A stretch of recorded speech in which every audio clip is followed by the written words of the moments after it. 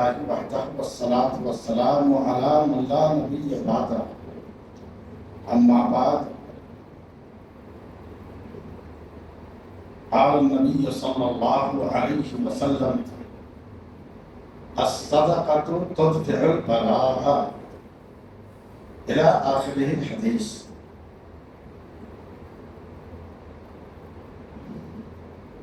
نبی پاک صلی اللہ علیہ وسلم نے ارشاد فرمایا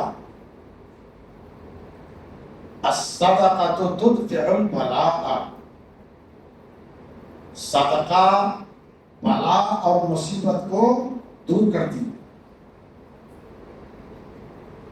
بہت ساری ناگہانی آفات و بلیات کو اللہ تبارک و تعالیٰ دور فرما دیتے ہیں اور راحت میسر فرماتے ہیں۔ بسا اوقات آپ نے کسی ضرورت مند کو صدقہ کیا روپے پیسے کے ذریعے یا اسے کچھ کھلا پلا کر، یہ چیز ضائع نہیں ہوتی ہے، آپ کے برے وقت میں یہ آڑے آ جاتی ہے صدقہ جو، اور بہت ساری آنے والی مصیبت کو اللہ تبارک و تعالیٰ دور فرما دیتے ہیں۔ ایک مختصر واقعہ حضرت عیسیٰ علیہ السلام سے ہی جڑا ہوا ہے، اس کے تعلق سے میں عرض کر رہا ہوں۔ حضرت عیسیٰ علیہ السلام اہل ایمان کے ساتھ ایک جگہ محفل سجائے وعظ و نصیحت فرما رہے تھے۔ اسی دوران اسی بستی کا ایک انسان لکڑہارا کا مطلب کیا ہوتا ہے؟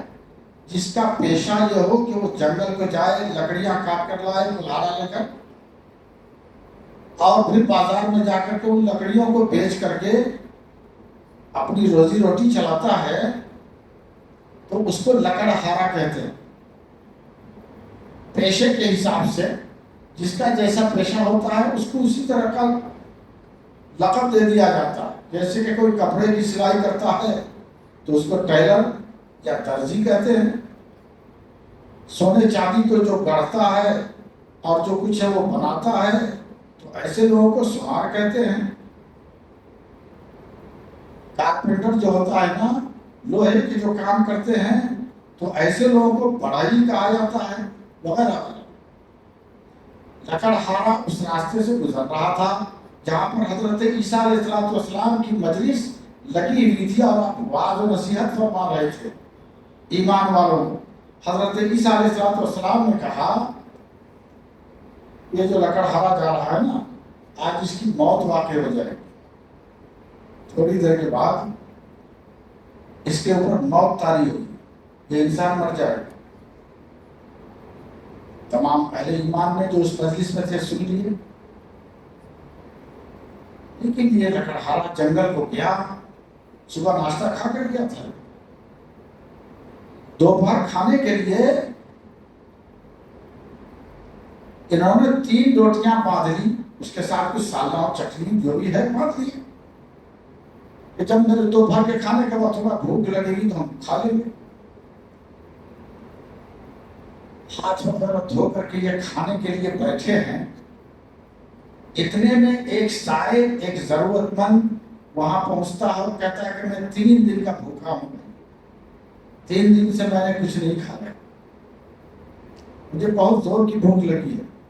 لکڑہارے نے کیا کیا، اپنی 3 روٹی اس کو دے دیے صدقے میں، کہا کہ لیجیے آپ بھی کھا لیجیے، صدقہ کر دیا۔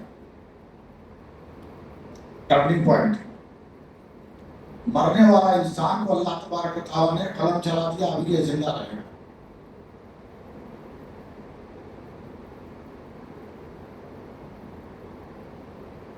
تقدیر 2 طرح کی ہوتی ہے، ایک ہے تقدیر مبرم، ایک ہے تقدیر معلق۔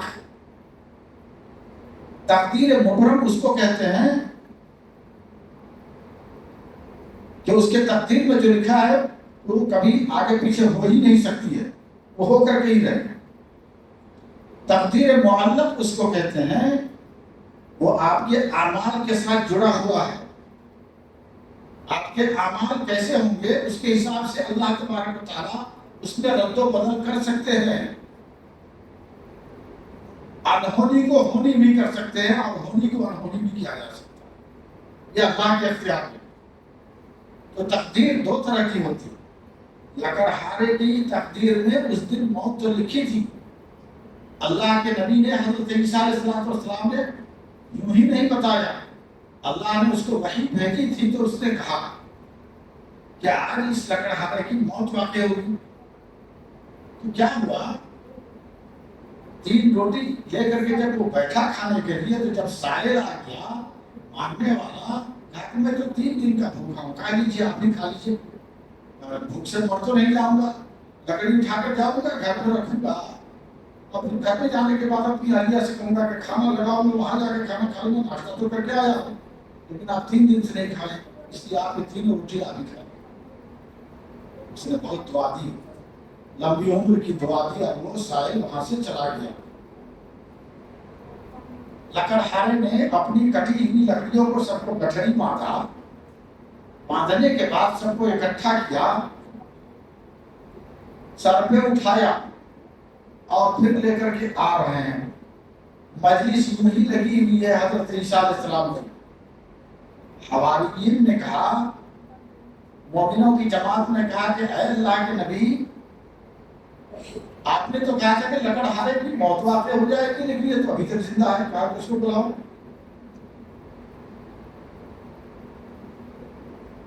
کہا کہ موت تو اس کے نصیب میں تھی آج، لیکن لگتا ہے کہ یہاں سے جانے کے بعد کچھ اس نے نیک کام کیا ہے، اس لیے اللہ تعالیٰ نے اس کے حق میں قلم چلا دیا کہ ابھی آؤ، زندہ ہے.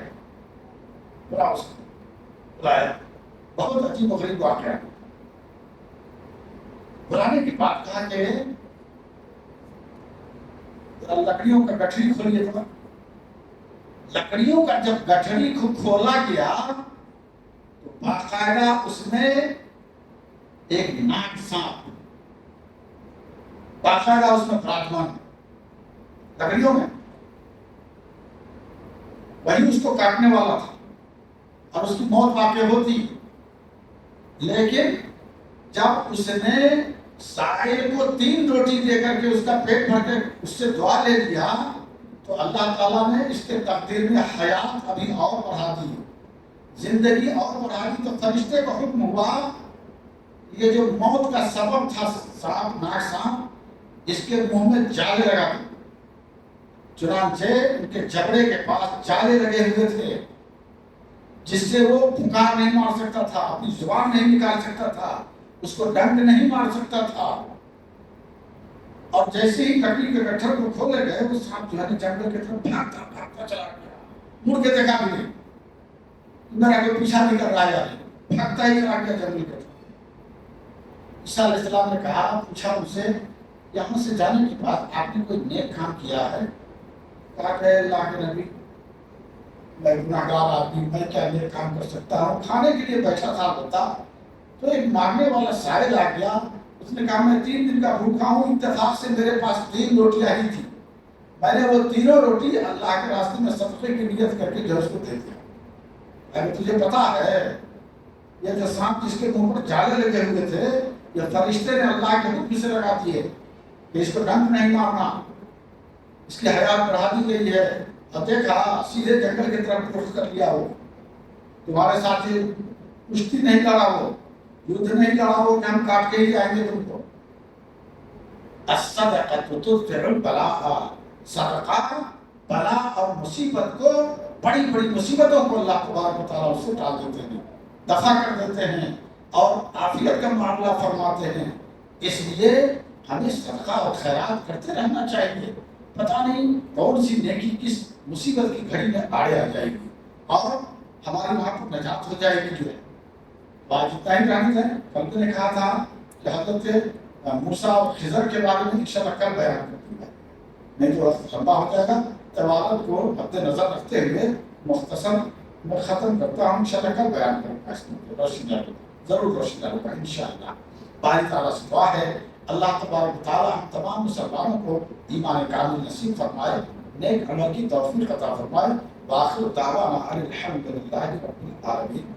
سبحان اللہ و بحمدہ، سبحانک اللہم و بحمدک، ونشہد ان لا الہ الا انت، ونستغفرک۔